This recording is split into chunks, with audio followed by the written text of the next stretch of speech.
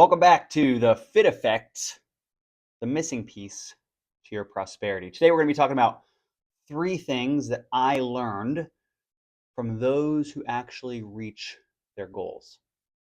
Now, if you've been listening to the last couple episodes, you know that this is a relaunch of Bold Business, the Naked Truth in Entrepreneurship, but kind of shifting to the points of how health overall can help us reach all of our goals and truly help us get to what one refers to as prosperity, the overall improvement of the whole, flourishing, getting better, changing, and ultimately living the best life that we want to live. So over the years, I've been professionally coaching for almost 20 years. And over the years, I've helped tons of people reach their goals, change their minds, completely make, you know, transformations that one didn't even believe was possible before they actually did it. Now, I believe that the hard work is all done by you, the individual. I believe that I'm just a conduit or a guide, one to help you show you the light in the direction in which you should go.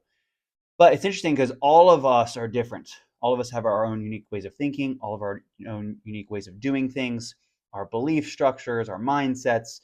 And so solving problems can be tricky for the body or the mind when it comes to the individual, because even though something might be similar, it may be slightly different for you specifically. And so I say this because there are three major things that kind of I've seen as commonality among the people who actually reach their goals, whether that's in business and life and fitness and health. And they're powerful simply because if you can start utilizing these tools and utilizing these thought processes in your day-to-day life, you're going to start seeing your goals come to fruition. Not just come to fruition, but come to fruition much quicker. And so I want to touch on those three things today. The first one being the idea that I am all in is just a little bit easier. Now, I don't mean that by being all in on something, you have to be super strict. You know, a lot of times in fitness, people think, oh, all in means you've got to go the hardest you can on nutrition and hardest you can on exercise and the hardest you can on your sleep and just everything's so hard and I got to push, push, push. And that's not what I mean by being all in. What I mean by being all in is it's more about a way that you think about something. Meaning like, I want to make the better choice, right? If you're constantly 1 foot out, 1 foot in, you're going to struggle. You're going to constantly be pulled in both directions. But if you decide, hey, this is the side of the line that I want to be on. I want to be on the side of improvement, the side of change, the side of a different lifestyle. I want to be on the side of a better business. I want to be on the side of improving my sales. If you want to be on the side of prosperity, then you ultimately have to decide that you're in over there. You know, it's kind of like the idea of like, oh, I want to reduce my screen time. And then the first thing that you do when you get home from work or you get a moment, you pull up on your phone and you just start scrolling, right? You're either all in on that, meaning like you catch yourself in that moment and you redirect, or you're kind of 1 foot out, meaning like, I just want to do it for 10 minutes, right? And then 10 minutes is an hour and 10 minutes. So this idea of being all in, it just makes it easier. Like you stop fighting so much with your inner self. Now I'm not going to say that it makes it easy, period. I'm saying it makes it easier.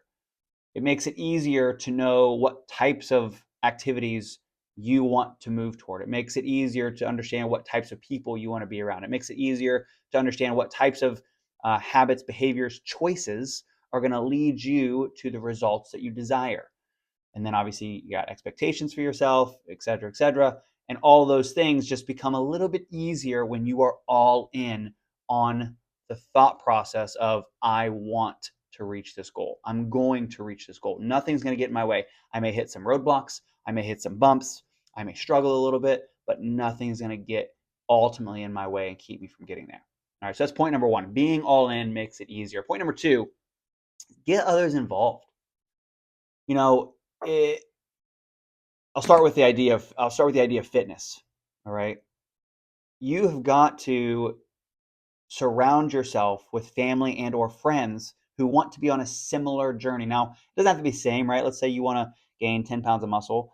Like if your friend wants to lose 20 pounds of fat, that's fine. You both are still making changes in your life that are for the betterment of yourself. But if you're wanting to lose 30 or 40 pounds and your best friend or your significant other or all of your family is like, why would you waste your time doing that? You've done it 10 times already and you failed every time. Like, if you're surrounding yourself with those types of people, it's going to be harder. So find somebody that you can get involved in the process of growth, the process of change, the process of flourishing, the process of creating prosperity in your life. Now, I will say that when it comes to like business, right? Because I know I've worked with a lot of like solopreneurs. That first, like bringing on that first person or finding a community of people that you can be around that's going to support your journey and support your efforts and your dreams and your desires to break out of the mundane and create something great in your life, like that's going to be challenging. But you've got to find a way to get involved with other people who are doing similar things or who want similar things, right? You add a team member. The team member obviously wants to do the best that they can do. And now they're supporting the journey of this business growth, this business opportunity. Even surrounding yourself with like minded people, whether it's in networking or whether it's in a small group or a mastermind, like all those things can be a version of getting people involved. But the more you get others involved around you, the better you're going to do. Because ultimately it's not easy in general, but it's definitely much harder if everyone around you expects you to fail or wants you to fail or doesn't care if you succeed. So you've got to find a way to get people involved who want to see you win or who at least want to win for themselves because they're going to cheer you on. You know, there's a saying. It's like you're no one doing more than you or leveling up more than you, quote unquote, more, whatever that means. But no one in the process of improvement, basically, is going to belittle you trying to improve. The only people who are going to be talking down to you and talking bad to you and making fun of you are the ones who aren't interested in real growth, real change, real prosperity. And so I would just keep that in mind as you're going through your life and as you're going through your business and as you're going through your health journey. Just keep that in mind because ultimately you want to surround yourself with people who at least want to see you do well um, versus like constantly in your ear about, oh, you're going to mess this up anyways. You're going to fail at this anyways. So the first point is being all in makes it a lot easier. Second point is getting others involved supports the journey. So just get other people involved. And then the third point that I want to make today is don't give up. You know, one of the most common things that I've seen in people who ultimately see their success, right? Some people, it takes them 3 or 4 months in the fitness or health space to really start seeing those changes in their body and in their mind. Other people, it takes 3 or 4 years. Same with like businesses, right? Some businesses pop off month 1 or 2. Some businesses take 5, 6, 7 years to really get that steamboat going. You have to have the mindset. You need the mindset that you're never going to give up. Now, as a caveat to this, there's a time and place in which to pivot, in which to improve, in which to change course so that you don't ultimately drown yourself. Like if you see a raft, you're swimming in the ocean, you're out there by yourself, and you see a raft, and you're like, oh, that's not the right raft for me, and it's the only raft available, and you're drowning, you might want to consider pivoting to that raft. I know that's a really general idea, but you cannot focus so much on not giving up that you don't keep your eyes open to the possibilities that maybe the exact path you're on is not the path. It's just a path to get to the next path. All right. But overall, we don't want to have a mindset that, oh, at the first sign of struggle or the first road bump or the first stop sign, I'm just going to give up. I'm going to drop everything, because the people who decide, well, I didn't reach my goal in 3 months like I wanted, but no matter how long it takes, no matter how much time, energy, effort, no matter if this takes me a year or 5 years, I'm not going to give up. I'm going to figure this out. I'm going to be flexible in my improvement. I'm going to change. I'm going to adapt. I'm going to overcome. Those people are the people who ultimately see their success. Those people are the ones who live out the desires of their mind and their heart. Now,